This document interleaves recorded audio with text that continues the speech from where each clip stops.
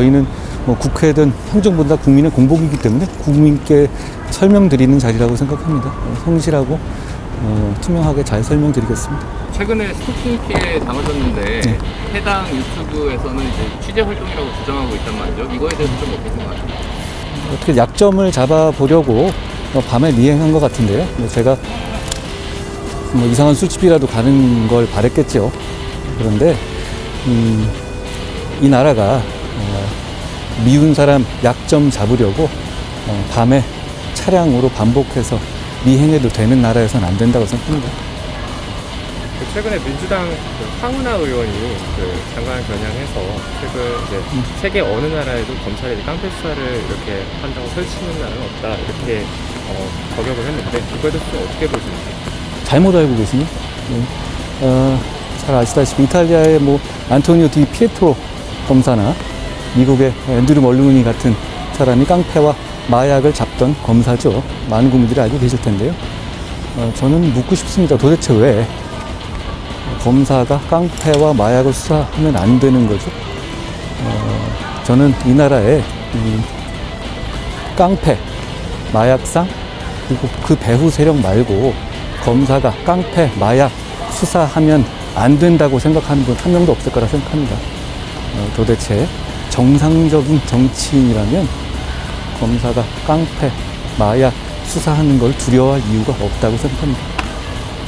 이재명 대표에 대한 관련 수사들을 이제 민주당에서는 한양된 수사를 하고 있다 이렇게 비판을 하고 있는데요. 그 부분은 어떻게 보시나요? 범죄 수사를 받는 사람이 방어권 차원에서 여러 가지 얘기를 해온 거는 이번이 처음도 아니고 늘 있던 일입니다. 그러니까 뭐 여러 가지 말을 할 수는 있는 것인데요. 물어보시니 말씀드리면 그 사건들은 지난 정부에 있어서 소위 말하는 적폐수사 당시와는 달리 무슨 정부 차원에서 적폐청산위원회를 돌린다든가 아니면 청와대에 있는 캐비넷을 뒤져서 발표한다든가 이런 식으로 새로 발굴된 내용들이 아니잖아요. 상당수는 그 민주당의 당내 경선 과정에서 불거지는 등 지난 정부부터 오래 이어진 전 내용이고 그런 점들 감안하면 소위 말하는 보복이나 어떤 뭐 표적 수사의 프레임 자체가 성립되지 않는 구조입니다. 다른 국민들과 똑같이 대한민국 사법 시스템의 절차 내에서 응하시면 될 것 같습니다.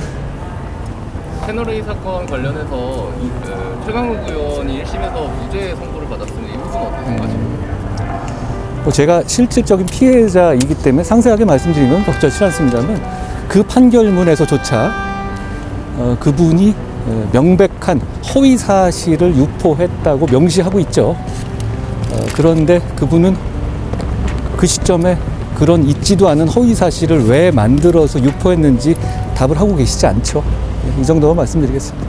최근에 그 재판 직후에 이제 언론 앞에서 정치 무죄 판결 관련해서 정치 검찰의 프레임이 좌절됐다 이렇게 표현했는데 혹시 이거에 대해서 좀 어떻게 보시나요? 그렇게 생각하십니까?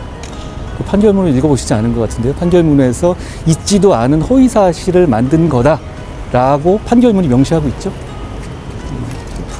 허위 사실을 만드는 건 그분인데 무슨 프레임을 만들었다는 말씀이신지. 됐습니까? 어떻게